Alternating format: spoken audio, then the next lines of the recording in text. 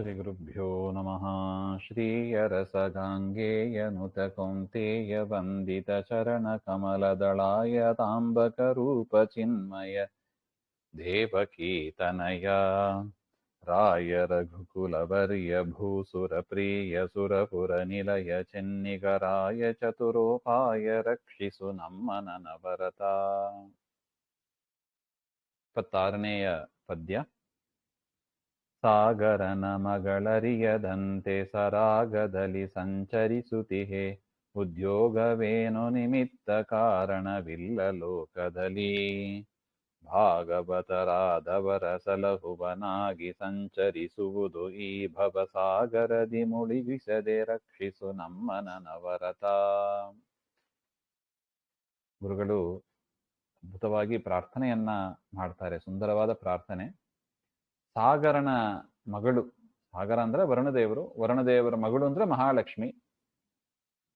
ಮಹಾಲಕ್ಷ್ಮಿಯೂ ಕೂಡ ಪೂರ್ಣವಾಗಿ ಅರಿಯಲಕ್ಕಾಗದ ಒಂದು ಸ್ವಭಾವ ದೇವರದು.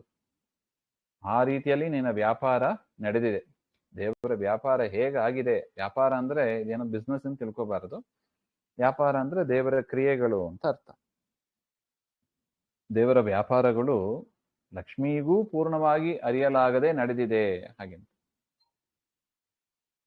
ಇದಕ್ಕೆ ಯಾವುದೇ ನಿಮಿತ್ತವೂ ಕಾರಣವಾಗಿಲ್ಲ. ದೇವ್ರು ಯಾಕೆ ಹಂಗ್ ಮಾಡಿದ, ಕಾರಣ ಹೇಳಿಕ್ ಬರೋದಿಲ್ಲ, ಅವನ ಇಷ್ಟ ಅಷ್ಟೆ. ಇನ್ನು ಭಾಗವತರಾದವರನ್ನು ಸಂರಕ್ಷಿಸುವುದು ನಿನ್ನ ಈ ತೆರನಾದ ವ್ಯಾಪಾರದ ಮುಖ್ಯ ಉದ್ದೇಶ. ಪರಮಾತ್ಮ ಯಾಕೆ ಹಂಗ್ ಮಾಡ್ತಾನೆ ಹಾಗೆಂದ್ರೆ ಭಾಗವತರನ್ನು, ಭಗವದ್ಭಕ್ತರನ್ನು ರಕ್ಷಿಸಬೇಕು. ಅದೇ ಪರಮಾತ್ಮನ ಮುಖ್ಯ ಉದ್ದೇಶ. ಅಂಥ ಶ್ರೀಹರಿ, ನೀನು ಈ ಸಂಸಾರ ಸಾಗರದಲ್ಲಿ ನಮ್ಮನ್ನ ಮುಳುಗದಂತೆ ಸದಾ ರಕ್ಷಣೆಯನ್ನ ಮಾಡು ಹಾಗೆ ಅಂತ. ಶ್ರೀಹರಿಯ ವ್ಯಾಪಾರವು ಮಹಾಲಕ್ಷ್ಮಿಗೂ ಎಟುಕದ ಅಪೂರ್ವತೆಯನ್ನು ಹೊಂದಿದೆ ಎಂಬುದನ್ನ ಈ ಪದ್ಯದ ಮುಖ್ಯ ಭಾವ.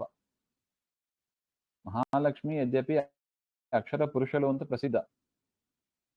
ಶ್ರೀ ಹರಿಯ ನಂತರದ ಜಗತ್ತಿನ ಸರ್ವ ನಿಯಂತ್ರಣ ಶಕ್ತಿ ಲಕ್ಷ್ಮೀದೇವಿಗೆ ಇದೆ. ಅವಳಿಗೂ ಸಹ ಶ್ರೀ ಹರಿಯ ಕಾರ್ಯದ ಸಂಪೂರ್ಣ ಅರಿವು ಅಶಕ್ಯ ಅಂತ ಅರ್ಥ. ಮಹಾಲಕ್ಷ್ಮಿಯ ಸ್ಥಿತಿ ನೋಡಿ, ಶ್ರೀಹರಿಯಂತೆ ದೇಶ ಕಾಲ ಎಲ್ಲ ಕಡೆ ವ್ಯಾಪ್ತರಾಗಿದ್ದಾರೆ. ಪರಮಾತ್ಮ ಎಲ್ಲೆಲ್ಲಿ ಇದ್ದಾನೋ, ಯಾವ ಕಾಲದಲ್ಲಿ ಇದ್ದಾನೋ ಎಲ್ಲ ಕಡೆ ಲಕ್ಷ್ಮಿಯ ಸನ್ನಿಧಾನವೂ ಇರ್ತದೆ. ಅದರ ಗುಣದಲ್ಲಿ ಮಾತ್ರ ಅನಂತಪಟ್ಟು ಪರಮಾತ್ಮನಿಗಿಂತ ಕೆಳಗೆ ಇದ್ದಾರೆ ಹಾಗೆ ಅಂತ. ಬ್ರಹ್ಮಾದಿಗಳಿಗಿಂತ ಮೇಲಿನ ಸ್ಥಾನ, ಪರಮಾತ್ಮನಿಗಿಂತ ಅನಂತಪಟ್ಟು ಕಡಿಮೆ ಇದ್ದಾರೆ ಹಾಗೆ ಅಂತ. ಅಂತ ಲಕ್ಷ್ಮೀದೇವಿಗೂ ಕೂಡ ಪರಮಾತ್ಮನನ್ನ ಪೂರ್ಣವಾಗಿ ತಿಳ್ಕೊಳ್ಳಿಕ್ಕೆ ಸಾಧ್ಯ ಅಲ್ಲ ಅಂದ್ರೆ ಮನುಷ್ಯರು ನಾವು ಎಷ್ಟರ ಮಟ್ಟಿಗೆ ದೇವರನ್ನ ತಿಳಿಯಲಿಕ್ಕೆ ಸಾಧ್ಯ? ಇನ್ನು ನೋಡೂ ಇಲ್ಲ ದೇವರನ್ನ.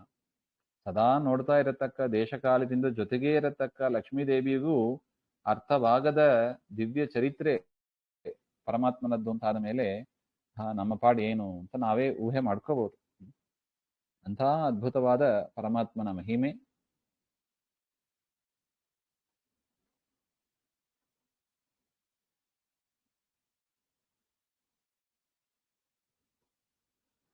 ಇಲ್ಲಿ ಸಂಚಾರ ಎನ್ನುವುದಕ್ಕೆ ಸೃಷ್ಟಿ ಸ್ಥಿತಿ ಮೊದಲಾದ ಜಗತ್ ವ್ಯಾಪಾರ ಅಂತ ಅರ್ಥ. ಸಂಚಾರ ಮಾಡ್ತಾನೆ ಅಂದ್ರೆ ಸೃಷ್ಟಿ ಇತ್ಯಾದಿಗಳನ್ನು ಯಾಕೆ ಮಾಡ್ತಾನೆ? ಭಕ್ತರನ್ನ ಉದ್ಧಾರ ಮಾಡಬೇಕು ಹಾಗೆ ಅಂತ. ಈ ಜಗತ್ತು 3 ವಿಧವಾದ ಜೀವರಾಶಿಗಳು ಇದ್ದಾರೆ. ಅವರವರಿಗೆ ಯೋಗ್ಯವಾದ ಗತಿಯನ್ನು ಕೊಡಬೇಕು ಅಂತಾನೆ ಈ ಜಗತ್ತನ್ನ ಈ ಪರಮಾತ್ಮ ಸೃಷ್ಟಿ ಮಾಡಿರೋದು. ಯಾಕಂದ್ರೆ ಒಂದು ಪ್ಲಾಟ್ಫಾರ್ಮ್ ಬೇಕು ನಾವು ಇದ್ದು ಸಾಧನೆ ಮಾಡೋದಕ್ಕೆ. ಅದು ಪುಣ್ಯ ಸಾಧನೆ ಇರ್ಬೋದು, ಪಾಪ ಸಾಧನೆ ಇರಬಹುದು.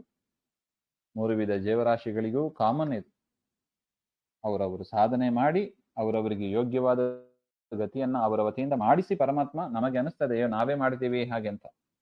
ದುರ್ಯೋಧನನೇ ಮಾಡಿದ ಹಾಗೆಂತ ಅನಿಸ್ತದೆ. ದುರ್ಯೋಧನನೇ ಮಾಡಿದ್ದಲ್ಲ ಅದು. ದುರ್ಯೋಧನನ ಸ್ವಭಾವವನ್ನು ಕಂಡು ಪರಮಾತ್ಮ ಆ ರೀತಿಯಾಗಿ ಮಾಡಿಸಿದ್ದು ಹಾಗೆ ಅಂತ ಅರ್ಥ ಅದು.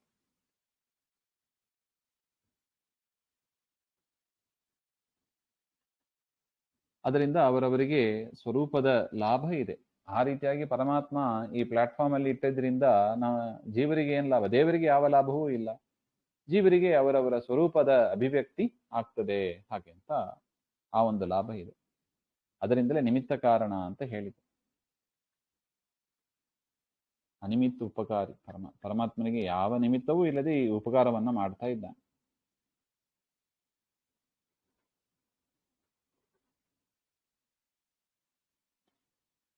ಅಂತ ಪರಮಾತ್ಮ ಸಂಸಾರ ಸಾಗರದಲ್ಲಿ ನಮ್ಮನ್ನ ಮುಳುಗಿಸದೆ ಅದರಿಂದ ಎತ್ತಿ ನಮ್ಮನ್ನ ಕಾಪಾಡಲಿ ಹಾಗೆ ಅಂತ ಪ್ರಾರ್ಥನೆಯನ್ನ ಮಾಡ್ತಾ ಇದ್ದಾರೆ.